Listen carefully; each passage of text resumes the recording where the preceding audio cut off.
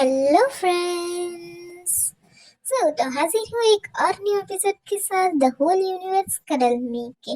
अगर आपको ये एपिसोड पसंद आता है तो मेरे चैनल को लाइक सब्सक्राइब शेयर कर दीजिए ताकि ऐसे न्यू न्यू एपिसोड आपको मिलते रहे।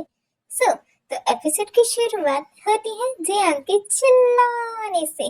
वो भला क्यों? क्योंकि अपने बंदे को पता चल गया है कि एंजल कोई सिस्टर नहीं ब्रदर है। तो वो उससे पूछता भी है, क्या तुम एक बिग ब्यूटीफुल सिस्टर नहीं हो? तो हमारा जो एंजल रहता है वो काफी सी प्यारी सी स्माइल करते हुए कहता है कि आई ट्रू, तुम अभी भी उस पर विश्वास करते हो कि इस दुनिया में बिग सिस्टर जैसी ह्यूमन मौजूद भी है? तब जियांग शौक सा चेहरा बनाते हुए कहता है कि तुम्हारा कहने का मतलब क्या है?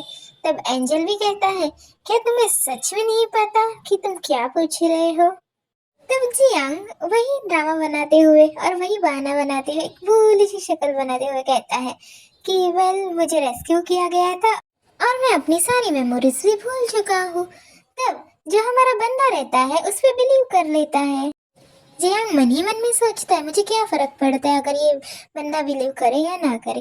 तो हमारा एंजल काफी सेक्सी वे में कहता है कि क्या तुम्हें पता नहीं कि यहाँ पे बिग सिस्टर और अदर फैमिली फीमेल्स कोई भी एग्जिस्ट नहीं करते हैं। अब वो भला क्यों?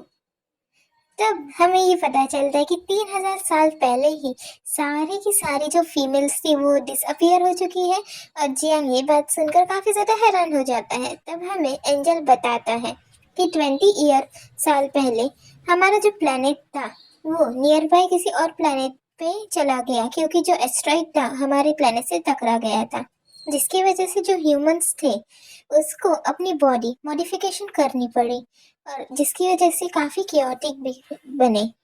जो इंसान मॉडिफिकेशन के साथ चले गए वो अभी जिंदा है और अभी एशियन टेक्नोलॉजी इतनी ज़्यादा बढ़ चुकी है कि उसी वजह से हम जो ह्यूमन है वो बच पाए और जो फीमेल्स थी वो टिक नहीं पाई, इसीलिए वो डिसअपियर हो गई। ये सारी चीज़ से हमारा एंजल हमारे जियांग को बता रहा होता है। तब वो बोलता है कि हमारे एंसेस्टर्स की वजह से हमको अभी जो लाइफ मिली वो काफ़ी ज़्यादा अच्छी है। तब हमारा जियांग कहता है कि तो फिर रिप्रोड्यूस का क्या, फिर बच्चे कैसे पैदा होते हैं और डिसेंडेंट? जियांग ये सारे क्वेश्चन पूछ ही रहा होता है। तभी हमारा एंजल जवाब देते हुए कहता है कि जो जेनेटिक कल्टीवेशन टेक्नोलॉजी है वो काफ़ी ज़्यादा ही एडवांस हो चुकी है, जिसकी वजह से बच्चे पैदा करना काफ़ी इजी हो चुका है। एंजल बताता है कि जो दो पार्टनर्स रहते हैं वो अपनी सोच से अपने बच्चे को जनरेट कर सकते हैं, जिसकी वजह से हमें कोई भी प्रॉब्लम नहीं हो सकता और हम आराम से मजे कर सकते हैं।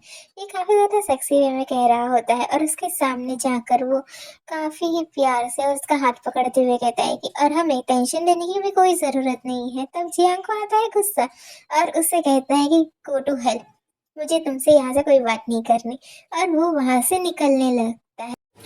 जियांग अपने हेड से वो बनी बैंड निकालता है और कहता है कि कौन तुम्हारे साथ मजे करना चाहता है, और वो जो बनी बैंड रहता है वो वहां से फेंक कर उल्टे पाँव ही वहां से जाने लगता है और मन ही मन में काफी गुस्से में सोचता है कि ऑलमोस्ट मैंने अपनी जो पूरी स्ट्रेंथ थी मैन की और प्योरिटी थी वो तो अभी गवा ही दी थी।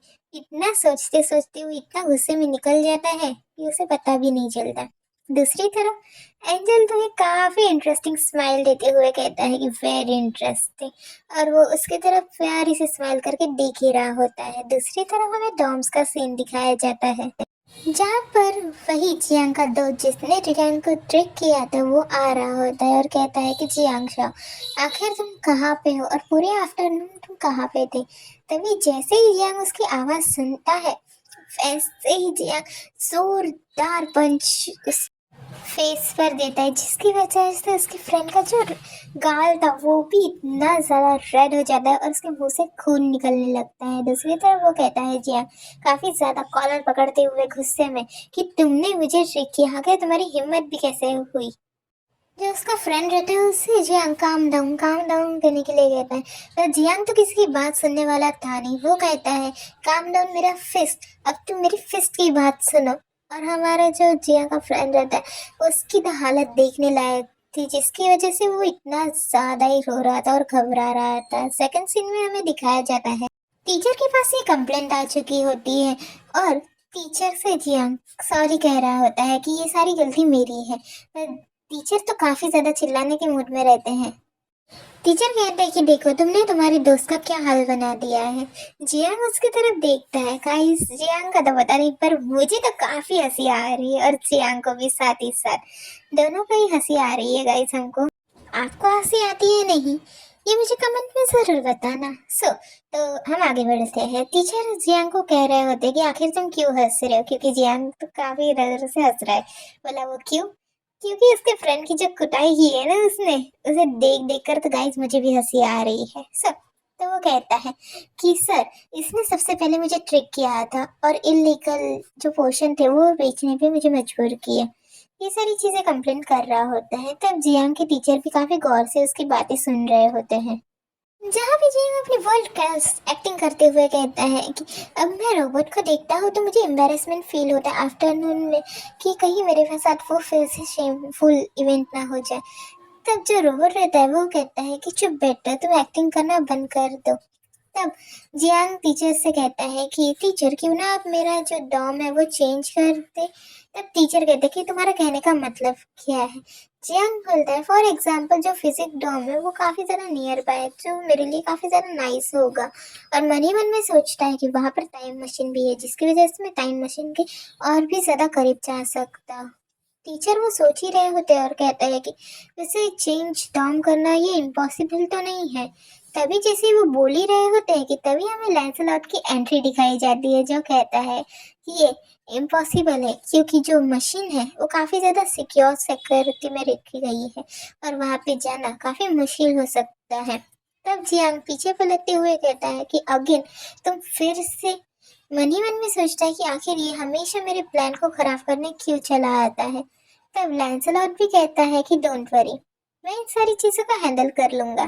पर जिस तरह से वो कह रहा है ना गाइस ऐसा लगता तो नहीं कि वो हैंडल करेगा और किस अनादर वे से करेगा वो तो आपको अगले एपिसोड में पता चलेगा। अगर आपको अगला एपिसोड जल्दी चाहिए तो जल्दी से नेक्स्ट पार्ट के लिए कमेंट कर दीजिए and thank you for watching guys.